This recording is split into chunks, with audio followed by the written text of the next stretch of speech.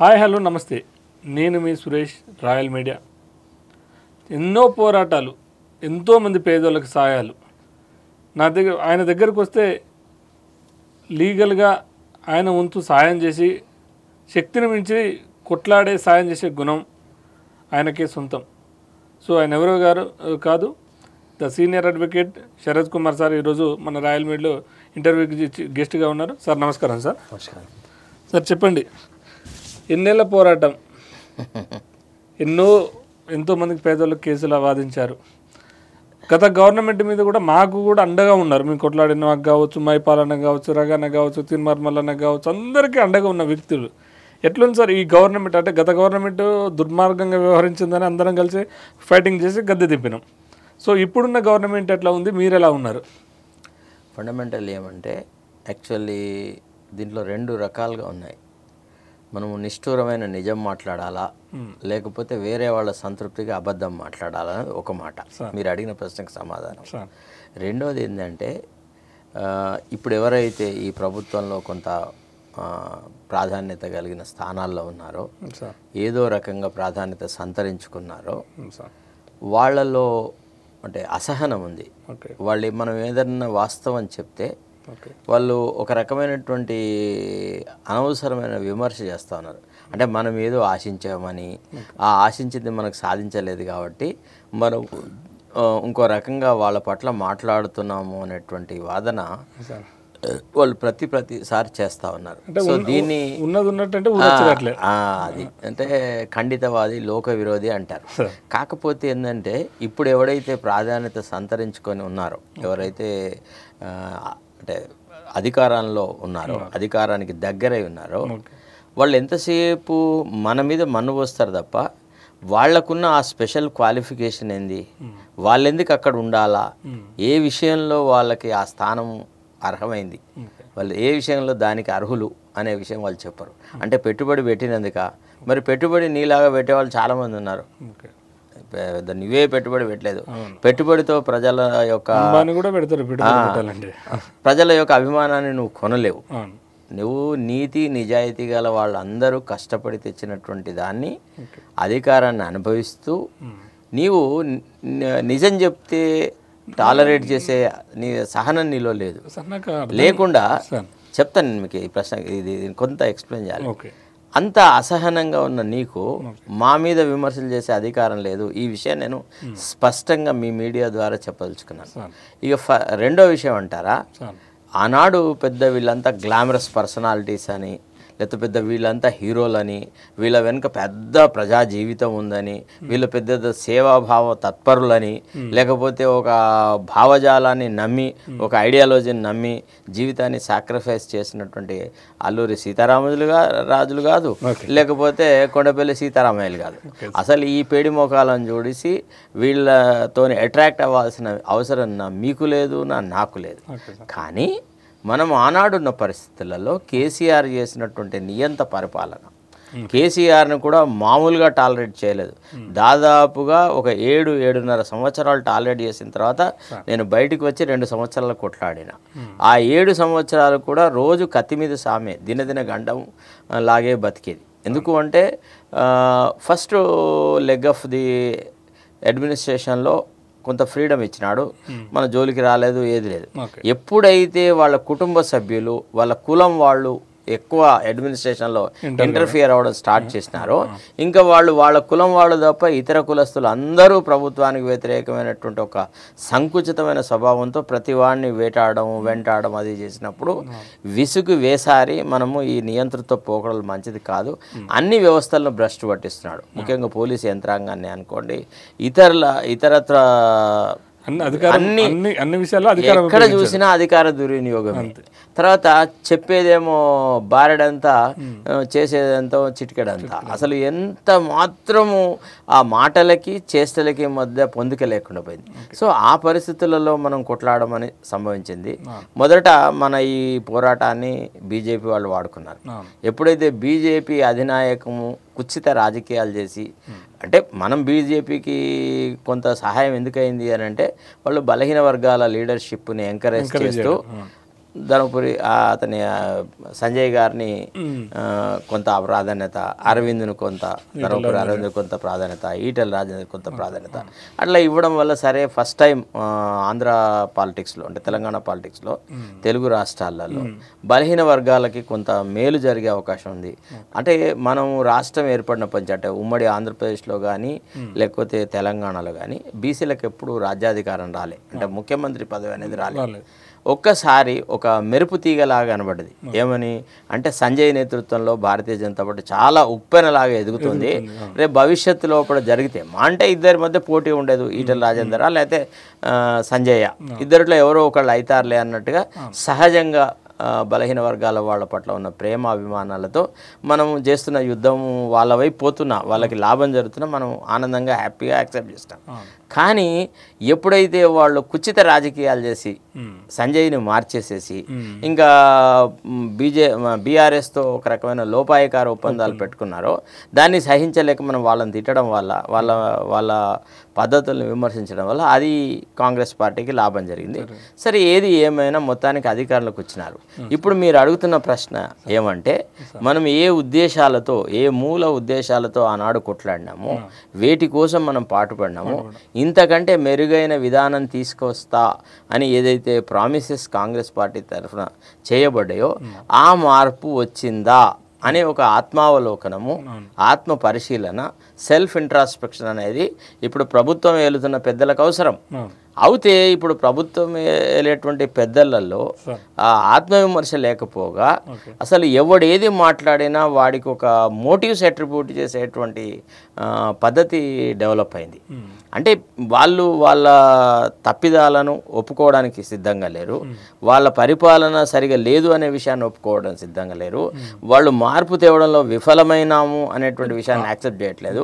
కాకపోగా ఎవరైనా అది అట్లా కాదు, ఇది ఇట్లా అండి, ఈ రకంగా జరగాల్సింది అని మనం అంటే ఇదే వీడికి ఏదో రాలేదు, వాడికి ఏదో రాలేదు, అట్ట చేసినా ఇట్ట చేసినా సార్. ఇక్కడ నేను బాగా మనం చూసినాం ఇన్నేళ్ల కాలంలో ఎన్నిసార్లు చేసినాం, ఎన్నో ఫైటింగ్ చేసినాం కదా. నిరుద్యోగులను చూసి కాంగ్రెస్ కోటేశారు, కరెక్ట్. విద్యార్థులు మొత్తం కాంగ్రెస్ కోటేపించారు, మొత్తం సబ్బండ వర్గాలు కాంగ్రెస్ వాళ్ళు ఫైటింగ్ చేస్తే రాలే ఈ అధికారం. ఒకరి పేరు చెప్పు, నిజంగా కొట్లాడి ఎగ్జాంపుల్ తీసుకుందాం. కేసీఆర్ ప్రభుత్వం కొట్లాడినాడు, బ్లాక్మెయిల్ చేశారు తప్ప, బ్లాక్మెయిల్, ఈ ఆర్టీఐలు, అంతే, ఈ దందాలు, డబ్బులు సంపాదించుకున్న వాళ్ళే ఇది అలా ఈ ముఖ్యమంత్రి అయిపోతుండే. అంతే. అంటే రెండో విషయం ఏంటంటే నాకు అర్థం కాదు, వెలమ వాళ్ళు అంతా అంటే ఒక సామాజిక వర్గాన్ని అధికారం తీసుకోబెట్టారని కొట్లాడితే అందరూ, అంతే కదా. మరి నువ్వు చేసింది ఏంది? ఇప్పుడు ఆ మాట నువ్వు ఏం చేసినావంటే సరే ఓకే, నీ దాంట్లో అయినా నీ పార్టీలో కష్టపడి ఉన్న ఆరెడ్డిలకు ఇచ్చినా ఎవరు పట్టించుకోపోదురు. బీఆర్ఎస్లో ఉండి 10 ఏళ్ళు కాంగ్రెస్ కార్యకర్తల మీద కేసులు పెట్టి 10 ఏళ్ళు కాంగ్రెస్ కార్యకర్తల మీద దాడులు చేసి 10 ఏళ్ళు కాంగ్రెస్ కార్యకర్తలు సర్వనాశనం చేసి భార్యల దగ్గర పడుకోకుండా చేసిన లీడర్లను జాయిన్ చేసుకుని నువ్వు టికెట్ ఇస్తేవి. ఇప్పుడు ఇదే విషయం మొట్టమొదటిసారి నేను ఇవన్నీ చూస్తుంటే బాధ అనిపించదా సార్? ఫస్ట్ సారి నేను ఇదంతా చాలా ఫస్ట్ ఒక మన మిత్రుడు మైపాల్ యాదవ్కి ఇచ్చిన ఇంటర్వ్యూలో, తర్వాత రఘుకి ఇచ్చిన ఇంటర్వ్యూలో నేను అన్నాను, నేను సూటిగా ఒకటే ప్రశ్న వేసినాను, నీ అంతరాత్మ ప్రబోధంగా నువ్వు ఇక్కడ గుండెమే చేసుకొని చెప్పు. ముఖ్యమంత్రికి ఒక ప్రశ్న, నీ గుండెమే చేసుకొని చెప్పు, నిజంగా నువ్వు గణనీయమైన మార్పు తేవడంలో నువ్వేమైనా సఫలీకృతమైనావా? నువ్వు ఏదైనా ఒక నిర్ణయము అవగాహనతో, ఆలోచనతో, ప్రజల మీద ప్రేమతో తీసుకున్న నిర్ణయం ఒక్కటి చెప్పగలవా? ఒక్క విధాన నిర్ణయం, నేను ఈ నిర్ణయం తీసుకున్నా అని పాత పథకాలను అమలు చేయడానికి తక్కిచ్చి కష్టపడతా ఉన్నావు. ఎందుకు అంత గొప్ప విషయాలు చెప్పడము, ఎందుకు ప్రజలను వంచడము, ఇది తప్పు అన్నాం. పోనీ సాధక బాధకాలు ప్రభుత్వంలో వచ్చినప్పుడు ఉంటాయి, దాన్ని ఎవరు కాదనలేరు. కానీ దాన్ని కూడా నీవు నీ ప్రజలకు విడమర్చి చెప్పలేని అసమర్థత కదా, దాని చోట మనకు బాధ. రెండోది, నువ్వు మొదటేమో పెద్ద ఇక ఒక గొప్ప ప్రజాస్వామ్య స్ఫూర్తి ఉన్నట్టుగా వేదికలెక్కి ఏమో పెద్ద ఘంటాపథంగా మాట్లాడము, అసలు దేశంలో ప్రజాస్వామ్యం ఉండాలంటే ప్రతిపక్షాలు ఉండాలా, ప్రతిపక్షాలు కాంట్రిబ్యూట్ చేయాలి, నిర్మాణాత్మకమైనటువంటి సలహాలు ఇవ్వాలా, మీ విమర్శను మేము టాలరేట్ చేసుకుంటాము, మా చాలా పెద్ద విశాలమైన హృదయం అని చెప్పి ఎవడన్నా అది అట్లా కాదు ఇది ఇట్లా అని అంటే ఈ వంది మగధలు అందరూ వెంటబడేసేసి సురేష్ యాదవ్కు ఒక రకమైన మోటివ్స్ అట్రిబ్యూట్ చేస్తారు, మైపాల్కు ఒక రకంగా అంటారు, రఘును ఒక రకంగా తిడతారు, శరత్ కుమార్ను ఒక రకంగా తిడతారు. ఇదంతా ట్రోల్స్ చేసడము ఇదంతా ఇది ఏ రకంగా పార్టీకి ఉపయోగపడుతుందని చాలాసార్లు నేను ప్రశ్నించిన. ఇప్పుడు మౌలికమైనటువంటి అంశాల మీద ఈనాడు ప్రజాభిప్రాయం ఏమైనా సేకరించవా? ఎంతసేపు ప్రజాసేవ లేదు, ప్రజలకు సంబంధించిన నిర్ణయాలు లేవు, పరిపాలనలో పారదర్శకత లేదు, ఏదైనా ఒక నిర్ణయం చేసుకునే ముందు నలుగురితో సంప్రదించిన దాఖలాలు లేవు. 2018 సార్ తర్వాత అధికారం కేసీఆర్ వచ్చినాక మంత్రిమండలి విస్తరణ చేయలేదు అని చెప్పేసి విమర్శించారు. ఇవాళ కూడా మంత్రిమండలి అదే కదా, అది గంగలో పోని మంత్రివర్గ విస్తరణ చేసుకుంటాడో లేదా అది ఆయనకు సంబంధించిన విషయం. నేను అనేది ఏమంటే నీకు ప్రజల నాడి అవసరం లేదు, నీకేం కావాలి అంటే ఒక పాథాలజికల్ టెస్ట్ ఉంది, వాడు సునీల్ కనుగోలు అని వాడు ఉంటాడు, వాడు సలహాలు ఇస్తాడట, ఈయన ఆ సలహాల ప్రకారంగా వ్యక్తుల్ని మారుస్తాడంట, వ్యవస్థల్ని మారుస్తాడంట. అరే వాడేవాడండి నీ అమ్మ ఇన్ని సంవత్సరాల ఇంత గొప్ప విశాలమైన కాంగ్రెస్ పార్టీ లాస్ట్కి ఈనాడు ప్రజాసేవను పక్కకు పెట్టేసేసి పొలిటికల్ స్ట్రాటజిస్ట్ల మీద ఆధారపడ్డామని అంటే సునీల్ కనుగోలు మీద ఆధారపడిపోయింది అంతే కదా. ఈ ప్రభుత్వాన్ని నడుపుతుంది ఎవడు? సునీల్ కనుగోలు ఇప్పుడు వాడే నడుపుతున్నాడు, వాడే నడుపుతున్నాడు అండి.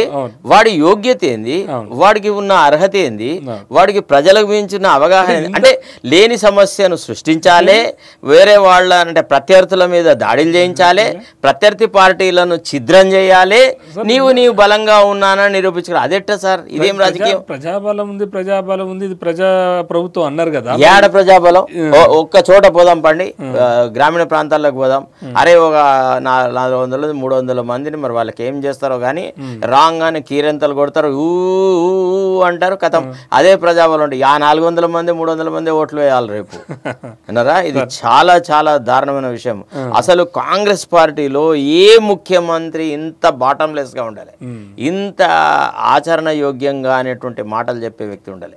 నేను అనేది ఏంటంటే నీలో నిజాయితీ కరవడింది కదా, నీ కనీసం నువ్వు గుండె టచ్ చేసుకొని చెప్పు, ఫలానా అంశం మీద నేను మాట్లాడుతున్నది చిత్తశుద్ధితో మాట్లాడుతున్నా అనే మాట ఉందా? ఎప్పుడు చెప్పినాటండి 5 ఎకరాల వాళ్ళకి నేను ఆల్రెడీ ద వైర్కి ఇచ్చిన ఇంటర్వ్యూలో 5 ఎకరాల వరకు ఆల్రెడీ రైతు బంధు ఇచ్చిన అన్నాడు. నిజంగా నువ్వు ఏ దేవుడిని నమ్ముతావు, ఏ దైవాన్ని నమ్ముతావు, లేదా ఏ వ్యక్తిని నమ్ముతావో, ఏ వ్యవస్థని నమ్ముతావో ఆ వ్యవస్థ మీద ఒట్టేసి చెప్పు, నువ్వు నిజంగా 5 ఎకరాల వాళ్ళ వరకు ఇచ్చినావా? నువ్వెందుకు పొంతనలేని మాటలు చెప్తావు? అయ్యా నేను ఇవ్వలేదని ప్రజలకు చెప్పు, నేను అర్థం చేసుకుంటాను. అదే ఏది లేదు. ఇప్పుడు నీవు ఆడవాళ్ళకి మహిళలకు పెన్షన్లు ఇస్తా అన్నావు, ఏమన్నా ఉందా అసలు? ఒక్క నయా పైసా వరకు ఇచ్చారా? అరే పెళ్లిళ్ళ సీజన్ అండి, ఇవాళ కళ్యాణ లక్ష్మి అనేది ఒకటి ఇంప్లిమెంటేషన్ లో ఉండే, ఎంతో కొంత నువ్వు సాయం చేస్తాను. అందరికి ఏం చెప్పినావు? ప్రతి మహిళకి బంగారం అంటే చాలా పిచ్చి ప్రేమ ఉంటుంది.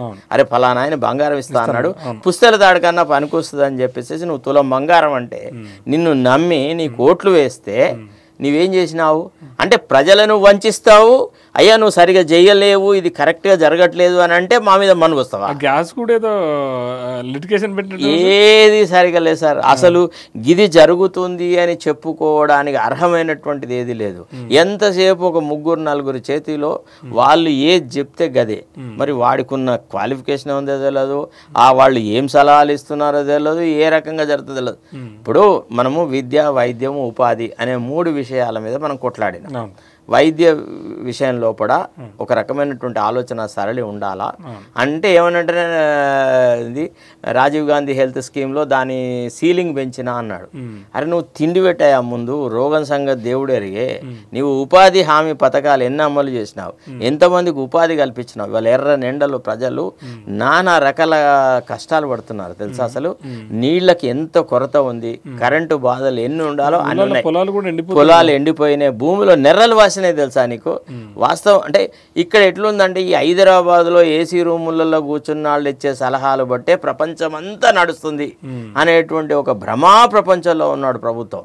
అంతేగాని అరే ఇది వాస్తవం కదా, వీళ్ళంతా మనవాళ్ళు కదా, వీళ్ళు ఎందుకు మన మీద మను వస్తారు, వీళ్ళకి ఏం స్వార్థం ఉంటుంది, వీళ్ళు చెప్పే దాంట్లో వాస్తవం ఉందా లేదా వెరిఫికేషన్ చేస్తా అనేటువంటి సదాలోచన లేదు. ఎంతసేపు మన మీద మను వస్తాను పోయి ఏమవుతుంది? నాడు వాడు పోసినాడు, నేడు నువ్వు పోస్తావు. ఇంకొక చిన్న పాయింట్ సార్, ఇప్పుడు రాజకీయాలు కేసీఆర్ రాజకీయాలన్నీ ఉన్న పార్టీ నిలబెట్టి ప్రతిపక్ష వాళ్ళ మీద పెట్టి అల్లో కొన్ని కోర్టు పెట్టి నడిపించాడు కేసీఆర్. సేమ్ సిస్టమ్ ఇప్పుడు రేవంత్ రెడ్డి గారు చేస్తారని చెప్పేసి కూడా ఆరోపణ వస్తుంది. సరే ఇప్పుడు ఆయన గురించి ఎందుకో సంభవం I don't want to talk sir. ఎందుకంటే ఒకటి ఎట్లా తయారైందంటే ఏదో రేవంత్ రెడ్డి మీద నాకు వ్యక్తిగత ఒక విమర్శ చేయడం వల్ల నాకు అసహ్యం అనిపిస్తుంది ఆ సబ్జెక్ట్. మీ పాలసీ మేము ఎప్పటి నుంచో చూస్తున్నా, మీ గురించి మాకు తెలుసు. ఉన్నట్టు స్ట్రైట్ గా చెప్పే వ్యక్తులు మీరు, మీకు నిస్వార్థంగా పనిచేసేటలా.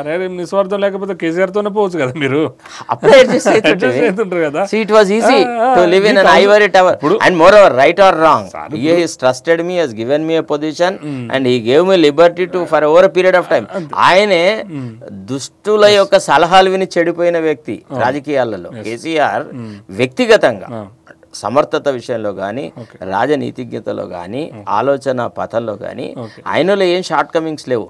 ఆయన చుట్టూ కరటక దమనకులు చేరి ఆయన అనవసరంగా మభ్యపెట్టి వీళ్ళే ఇప్పుడు ఎవరు అసలు కిషన్ రెడ్డి మీద దాననాగందర్ పోటీ ఏంది, లేకపోతే వీటలందరి మీద మహేందర్ రెడ్డి గారి భార్య అయింది. అసలు ఇదే వీళ్ళేగా కేసీఆర్ ముండవప్పి బుడదల ముంచి వచ్చిన వాళ్ళు వీళ్ళే, మళ్ళీ వీళ్ళే చేరారు, వీళ్ళ మాటలేంటున్నట్టు రేవంత్ రెడ్డి. ఇప్పుడు ఆయన దృష్టిలో వీళ్ళే మంత్రదండాలు, వీళ్ళ ద్వారానే నేను ఎన్నికలు గెలుస్తాను. గుడ్లమ్మినోడు ఆ లాంగ్వేజ్ ఇలా సోషల్ మీడియాలో ఘోరంగా ట్రోల్ అవుతున్నాయి సార్. అరే గుడ్లమ్మినోడు, బుడబొక్కలోడు, గీడికి ఎందుకండు, వీళ్ళందరినీ చేసి కడవ కప్పించుకొని వచ్చిండు. సరే పోనీ ఇంకోటి ఏంటంటే, ఇది అంటే కాంగ్రెస్ స్ట్రాటజీలో ఎప్పుడు కూడా మన సొంత పార్టీని డెవలప్ చేసుకోవడం మీద శ్రద్ధ ఉంటుంది తప్ప ప్రతిపక్షాలను చిన్నాభిన్నం చేయడము అనేది ఫాసిస్ట్ విధానం. అది Congress he's never accepted that as a policy. ఇవాళ మోడీ ఏం చేస్తున్నాడో గదే పని నువ్వు చేయబడుతుంది కదా. మోడీ ఏ రకంగానైతే కాంగ్రెస్ పార్టీని చాలా ప్రాంతాలలో కూడా పార్టీని చీల్చి పార్టీలో ఉంటే ప్రముఖమైన నాయకత్వాలకు అయితే ప్రలోభ పెట్టానా, అయితే భయపెట్టానా, ఈడీ ద్వారా తర్వాత సిబిఐ ద్వారా చేసి పార్టీలను నాశనం చేసినాడు కదా. కాంగ్రెస్ పార్టీని ముఖ్యంగా ఒక పథకం ప్రకారంగా విచ్ఛిన్నం చేసినాడు. అదే పని మనం బీఆర్ఎస్ని చేస్తే హౌ ఇట్ ఈస్ యాక్సెప్టబుల్?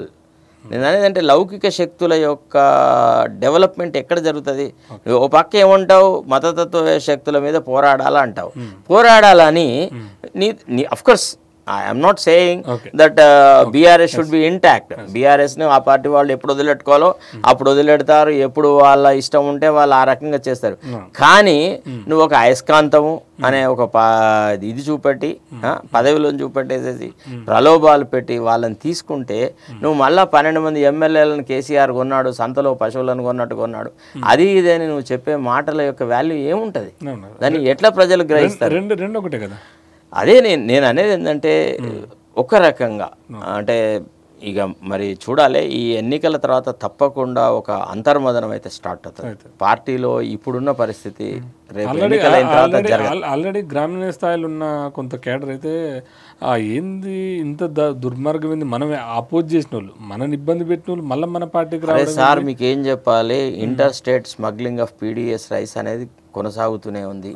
ఇసుక దందాలు అట్టనే ఉన్నాయి, భూమాఫియాలు అట్టనే ఉన్నాయి, ఈ ధరణి పోర్టల్తో వచ్చిన ఇష్యూస్ అన్నీ ఐజ్రీస్గా ఉన్నాయి. ఇప్పుడు తేపుకోసారి వారోత్సవాలు అది పెంచినాం ఇది పెంచినాం కదా. ఏ సమస్య సాల్వ్ అయింది దాన్ని చెప్పమానండి.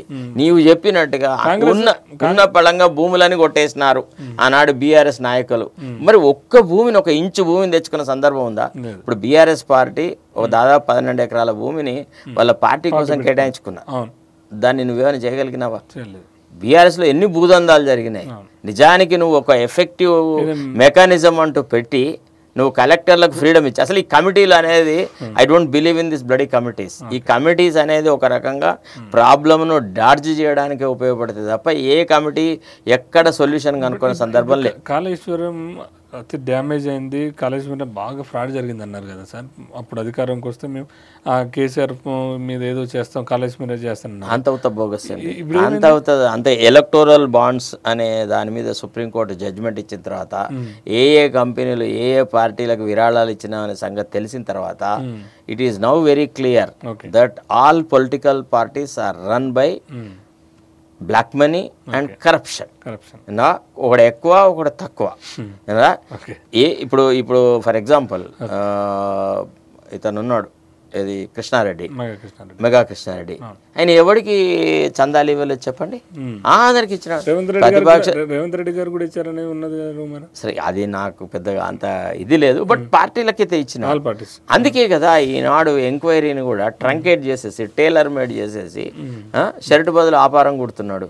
లేకపోతే నీవు ఎంత పట్టుదలగా కాళేశ్వరం మీద ఎంక్వైరీ జరగాలి, ఇన్వెస్టిగేషన్ జరగాలి, ఆడేదో జ్యుడిషియల్ కమిషన్ అపాయింట్ చేసినాం, సుప్రీంకోర్టు రిటైర్డ్ జడ్జు, హైకోర్టు మాజీ చీఫ్ జస్టిస్ తోని ఎలక్ట్రిసిటీ ఇంతవరకు అసలు వాళ్ళు ఎవరైనా వచ్చిండ్రా వీడికి? ఏమైనా వర్క్ స్టార్ట్ అయిందా? ఎంక్వైరీ ఏమైనా అయిందా? 100 రోజులు అన్నారు కదా, 100 రోజులు కావాలి, 100 రోజులు కావాలన్నారు. మరి 100 రోజులు కూడా అయిపోయింది. 100 రోజులు ఇంకా 200 రోజులు అవుతుంది, ఇంకా 2 ఏళ్ళు గడుస్తుంది. అసలు స్తబ్దత అనేది అధికార యంత్రాంగంలో పూర్తిగా ఉంది. దీనికి కారణం ఏంటి అంటే, ఒక రకంగా ఫస్ట్ అసమర్థ పాలన, 2 ఎవ్వరి మాట వినే స్వభావం లేదు. వినవా, నానే అన్నిట్లలో పండితుణ్ణి. ఎందుకు ఇప్పుడు ఇది నిరంకుశంగా ఉండేటువంటి ప్రభువుల లక్షణమే. అది ఎప్పుడో చెప్పినాడు. స్వేచ్ఛ ఉన్నదన్నారు, ప్రజాస్వామ్యం అన్నారు. అధిష్టానం మరి ఎందుకు అధిష్టానం పిలిచి మాట్లాడలేదా? మంత్రి మండలి ఉండే వాళ్ళ మంత్రులు కూడా ఇప్పుడు ఎవరో ఈ 3-4 మేనేజ్ చేస్తారు. అక్కడ ఢిల్లీలో అధిష్టాన వర్గానికి ఇక్కడ అంతా రామరాజ్యం ఉందన్నట్టుగా ఒక పిక్చర్ ఇస్తూ ఉంటారు, ఫాల్స్ ఇంప్రెషన్ చేస్తున్నారు. రేపు ప్రజలలోకి రాహుల్ గాంధీ గారు, ప్రియాంక గాంధీ గారు వచ్చి రేపు పార్లమెంట్ ఎలక్షన్స్ అప్పుడు ప్రచారానికి వచ్చినప్పుడు పొరపాట్లు ఆయన పోడియం దిగి ప్రజలలోకి పోవాలట. పోయి మీరు ఎవరిని తీసుకుపోవద్దు, ఆయన ఒకటే పోవాలా, ఎవరిని వద్దనాలి, ముఖ్యమంత్రి మంత్రులు ఎవరిని వద్దనాలి. ఒట్టిగా నేను ఇంత కాలుకు బల్పం కట్టుకొని తిరిగినా కదా, నిజంగా మీరు నన్ను నమ్మి పార్టీ నిజంగా అయితే పరిపాలన ఇవాళ మార్పు జరిగిన దానికి కాంగ్రెస్ పార్టీ నుంచి గణనీయమైన కృషి అంటూ ఎవరు చేస్తే 2 చేసినారు, రాహుల్ గాంధీ గారు, ప్రియాంక గాంధీ గారు. వాళ్ళు ప్రజలలోకి పోయి ఎట్లయితే ఆమె ఛత్తీస్గఢ్లో, రాజస్థాన్లో ప్రచారానికి పోయింది ప్రియాంక గాంధీ గారు. పోయేటప్పుడు ఫస్ట్ ఆమె చెప్పింది ఏమని, అశోక్ గెహ్లాట్ని అడిగిందట, మనం లాస్ట్ టైం ఇన్ని ప్రామిసెస్ చేశాం కదా, ఇందులో ఎన్ని అమలైనాయి, ఎంది అమలు కాలేదు, నువ్వు నాకు నిజాయితీగా చెప్పు అని అడిగిందట. నేను ఇవన్నీ చేసినానట. చేసినా అని అన్నట్టు కాదు, నేను రేపు మీటింగ్కి వచ్చినప్పుడు నేను ప్రజలతో కనుక ప్రశ్నిస్తే నాకు ఎవడైనా ఇది జరగలేదంటే మాత్రం గెహ్లాట్జీ ఫిర్సే మే దుబారా ఆప్కే స్టేట్మెంట్ నై ఆऊंगा అని క్లియర్గా చెప్పిందట. ఆమె చెప్పింది ఆ మాట, ఒక ఎలక్షన్ ర్యాలీలో చెప్పింది. చెప్పి డైరెక్ట్గా ప్రజలను ప్రశ్నలు వేసింది, ఇది అందిందా, ఈ పని చేశాడా, ఈ పని చేశాడా, ఈ ప్రామిసెస్ అన్ని అమలైనయా అనేటువంటి ప్రశ్నలు వేసింది. ఇవాళ అదే స్టెప్ కనుక ఒకవేళ రాహుల్ గాంధీ గారు, ప్రియాంక గాంధీ గారు తీసుకొని ఆ డయాస్ నుంచి దిగి ప్రజల మధ్యలోకి వచ్చి ఇక్కడున్న బండారం మొత్తం బయటపడుతుంది. తెలంగాణ పరిస్థితి క్లియర్ కట్గా అర్థమైపోయింది. మరి ఇప్పుడు ఈ స్టార్లన్నీ ప్యాకేజీ అంటే వీళ్ళంతా ఉన్నారు కదా, అది కాదండి. ఎనలేని సేవ చేసిన కాంగ్రెస్ కార్యకర్తలు చేదైనారు, ఎప్పటి నుంచో పార్టీకి సేవ చేస్తున్న వాళ్ళందరూ చేదైనారు. ఈ లిల్లీ పుటన్స్, బుడన్ ఖాన్లను తీసుకొని వచ్చేసేసి వాళ్లకు టికెట్లు ఇస్తా అంటే వాళ్ళ ద్వారా పార్టీని బలపరుస్తానంటే అది ఎవడు ఒప్పుకుంటాడు? ఇప్పుడు ఇది ప్రాంతీయ పార్టీలాగా ఒక్కరి నిర్ణయం మీద అయ్యేది కాదు. కానీ ఇంత జరుగుతున్నా ఎందుకు అధిష్టానం ఇందులో? అసలు అధిష్టానం సంగతి నాకు ప్రాబ్లం, నేను ఆలోచించేది ఏంటంటే ఈ సీనియర్ మినిస్టర్స్ ఉన్నారు కదా, అవిరళమైన కృషి చేసినటువంటి బట్టి విక్రమార్క గారు కానీ, లేకపోతే శ్రీధర్ బాబు గారు కానీ, మన కోమటిరెడ్డి వెంకటరెడ్డి కానీ, మరి వీళ్ళు ఎందుకు మాట్లాడట్లేదు? ఇదంతా ఏందయ్యా, ఎందుకు తీసుకురావాలి, ఇదంతా ఎట్లా, గతంలో ఇట్లా చేయలేదు కదా, మేము కూడా గత ప్రభుత్వాలలో పనిచేసినాము, మాకు ఇంత అనుభవం ఉంది. ఏ ముఖ్యమంత్రి ఈ రకంగా చేయలేదు. ఇప్పుడు అన్ని మంత్రివర్గాలలో అందరి ముఖ్యమంత్రి దగ్గర పనిచేసినటువంటి అనుభవం ఉన్న వాళ్ళు ఉన్నారు. శ్రీధర్ బాబు గారు కానీ, లేకపోతే కోమటిరెడ్డి వెంకటరెడ్డి గారు కానీ, వీళ్ళంతా అనుభవం ఉన్నటువంటి మంత్రులే కదా. బట్టి విక్రమార్క గారు అయితే డిఫరెంట్ పొజిషన్స్ ఉన్నారు, విప్గా ఉండే, డిప్యూటీ స్పీకర్ గా ఉండే, అన్ని రకాలుగా ఉండే కదా. మధ్యన గవర్నర్ దగ్గరికి కూడా బట్టి గారిని తీసుకుపోలేదు అనేది బాగా సోషల్ సరిగా అది వాళ్ళ ఇష్టం, ఎవరు ఆయన ఏం షెడ్యూల్ ఉందో తీసుకుపోయినాడో తీసుకోపోలేదు, అది అంత సున్నితమైన విషయాల మీద నేను మాట్లాడదలుచుకోలేదు. కానీ but my point is this, what is happening to collective wisdom of the cabinet, why the cabinet is not able to perceive this discontent which is prevalent in the grassroots level. A larger section of the people are totally unhappy with the way the administration is being run.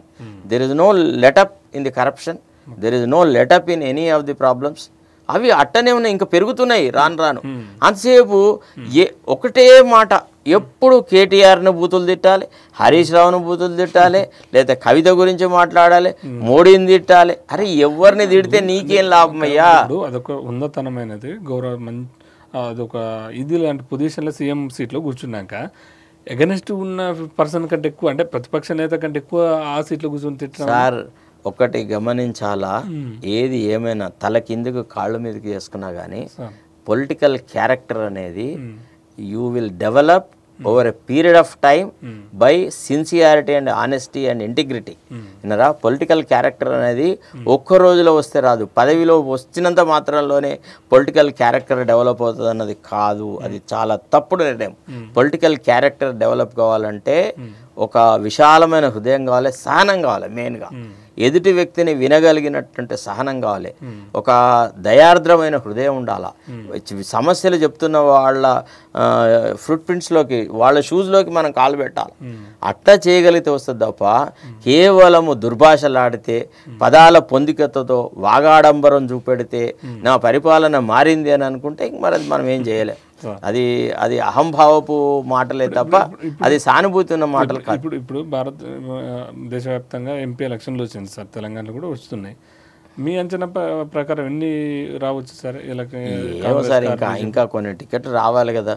వచ్చిన తర్వాత ఇప్పుడు ఒక విషయం చెప్పన్నా, ఏదో ఆ meeting ఈ meeting ఆడ పెడతాం ఈడ పెడతాం అని అన్నారు. కానీ పెడతారు సార్, మీటింగ్లు పెడతారు, జనాలను తీసుకొస్తారు, తరలిస్తారు, డబ్బులు ఇస్తారు, లేదా వాటర్ బాటిల్ ఇస్తారు, బిర్యానీ ప్యాకెట్లు ఇస్తారు, బీర్ బాటిల్ ఇస్తారు. గతంలో బీఆర్ఎస్ చేసిన పని మనం చేస్తాము, జనాన్ని చూపెట్టి మనము భ్రమలు కల్పిస్తాం. అవన్నీ చేసినా కానీ at the end of the day, as on the day of polling, ప్రజలు ఆలోచిస్తారు. డబ్బులు ఖర్చు పెట్టడంలో కేసీఆర్ ఏం వెనుకకు పోలేదు. గత ఎన్నికలలో, అసెంబ్లీ ఎన్నికలప్పుడు వీళ్ళకంటే 10 అంతలు అధికంగా డబ్బులు ఖర్చు పెట్టినాడు కదా. అయినా ప్రజలు ఏం చేసినారు? తీసుకున్న పైసలు తీసుకొని నువ్వేం నీ ఇంట్లో నుంచి ఇచ్చినావా, చాలు మా సంపాదనే మాకు. అసలు యాక్చువల్లీ ప్రజలు డిసైడ్ అవుతారు, నువ్వు ఎన్ని చెప్పు ఏం చేసి ప్రజలంతా అన్నారా లేదా?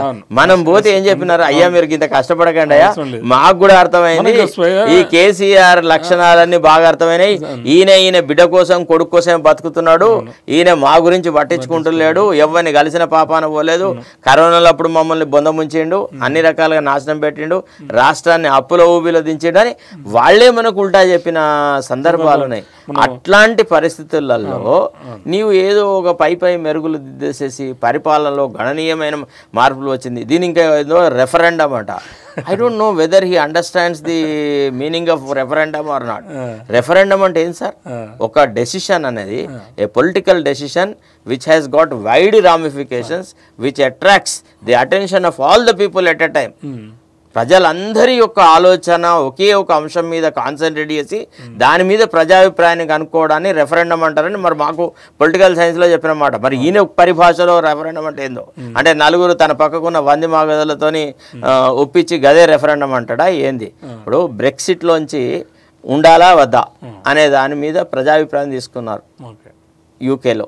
తీసుకున్న తర్వాత వాళ్ళందరూ బ్రెక్సిట్లోంచి మనం బయటికి రావాలా, మనకు అవసరం లేదు, యూరోపియన్ యూనియన్లో మనం ఉండాల్సిన అవసరం లేదా అని అన్నారు. నిర్ణయం తీసుకున్న తర్వాత అక్కడి ప్రధాని కెమెరాన్ ఈ said no, I was you know the decision of the people have come against me, so I'm stepping down అని తీసే పదవి నుంచి పోయినాడు. అంటే నువ్వు ప్రజాస్వామ్య సాంప్రదాయాలను అయితే నువ్వు అర్థమన చేసుకో, లేదా అర్థం చేసుకోవడానికి ప్రయత్నం చేసుకో. ఇది రెఫరెండం అని అనడము ఒక రకంగా ఈయన యొక్క వాచాలత్వానికి మొత్తం పార్టీని బలి చేస్తున్నాడు. ఇప్పుడు రేపటి రోజున మనం అనుకున్న రిజల్ట్స్ రాకపోతే అందరికీ తలవంపే కదా. పోనీ రెఫరెండం అని అనే ముందు క్యాబినెట్లో చర్చించినావా, డిస్కషన్ చేసినావా, పార్టీలో డిస్కషన్ చేసినావా, లేదా విస్తృత స్థాయి సమావేశం పెట్టినావా? కార్యకర్తలు ప్రజలలో ఎంత అసంతృప్తి ఉంది, ఎంత సంతృప్తి ఉంది, ప్రజలు మన వైపే ఉన్నారా లేరా అని ఏదన్నా స్టడీ చేసినావా? వాడేవాడో సునీల్ కొనుగోలు గారు ఇచ్చిన రిపోర్ట్ ప్రకారంగా ఆమె సునీతా మహేందర్ రెడ్డికి బాగా డబ్బులు ఉన్నాయి కాబట్టి ఆమెకో టికెట్, ఇంకో చోట వాడిని తీసుకొని రా వాడి, అంటే వీళ్ళు వస్తే రంజిత్ రెడ్డి వాళ్ళని తీసుకువస్తే అవుతుందా? వాడా ఓట్లు వేయించారు సార్. పాయింట్ ఏంటంటే ప్రజలు కేసీఆర్ వద్దనుకుని, ప్రజలు బీఆర్ఎస్ వద్దనుకుని నీకు మద్దతు ఇచ్చారు, ఓట్లు వేసారు. ఇప్పుడు నేను అనేది సార్, ఏ దౌర్జన్యాల ఎవరైతే కారణమో వాళ్ళు మన పార్టీలో చేరితే వాళ్ళు గంగిగోవులు కారు.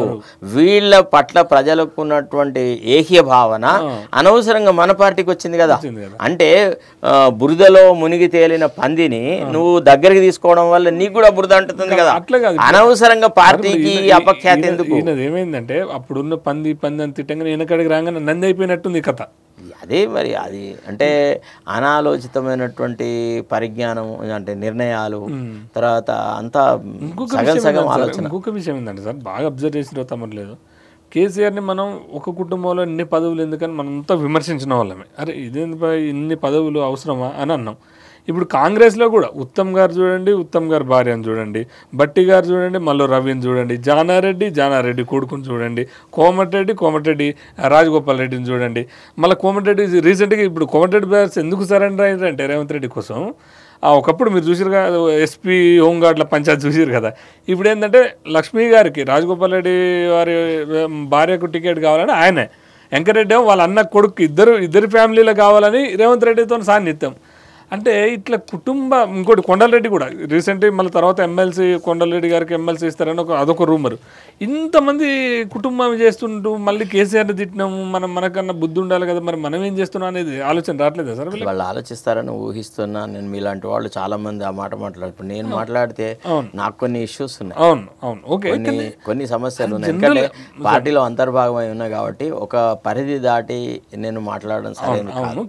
కానీ అంటే రాజీవ్ గాంధీ అంటే రాహుల్ గాంధీ గారు ఏదైతే చెప్పినారో ఉదయపూర్ సంఘ దాంట్లో కానీ వరంగల్లో చెప్పిన మీటింగ్లో కానీ ఏం చెప్పినారు అంటే, ఒక post, 1 post for 1 family, no question of double, second seat ఇవ్వము అని అన్నారు అని నిర్ద్వందంగా ప్రకటించారు. ఎవరికైతే 2 కావాలో 3 కావాలనుకున్నారో మీ ఇష్టం, మీతో మీరు చూసుకోండి, అది సాధ్యం కాదన్నారు.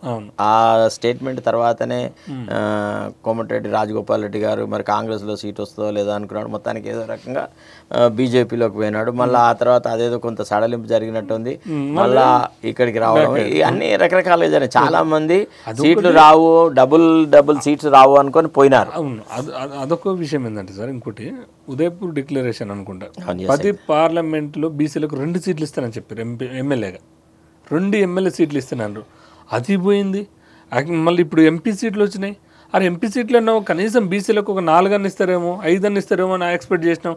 ఉన్న సీట్లు మొత్తం వాళ్ళకే ఇచ్చేస్తుర్రు, ఒక్క బీసీ కూడా లేదు. అది మనం దాన్ని మాట్లాడే స్థితిలో లేము. ఇప్పుడు అసెంబ్లీ అసలు రాహుల్ గాంధీ గారు మాట్లాడే మాటలకి తెలంగాణలో జరుగుతున్నటువంటి పరిపాలనకి సంబంధమే లేదు. This administration has become an antonym of what Rahul Gandhi preaches in Delhi, what Rahul Gandhi tells the people across his journey in the Nyaya Yatra or in the Bharat Bachao యాత్ర. ఆయన ఏమేం చెప్పినాడో దానికి టోటల్గా విరుద్ధంగా ఈనాడు రాష్ట్రంలో పరిపాలన ఉంది. ఈ విషయాన్ని అతి త్వరలో రాహుల్ గాంధీ గారు గ్రహిస్తారు.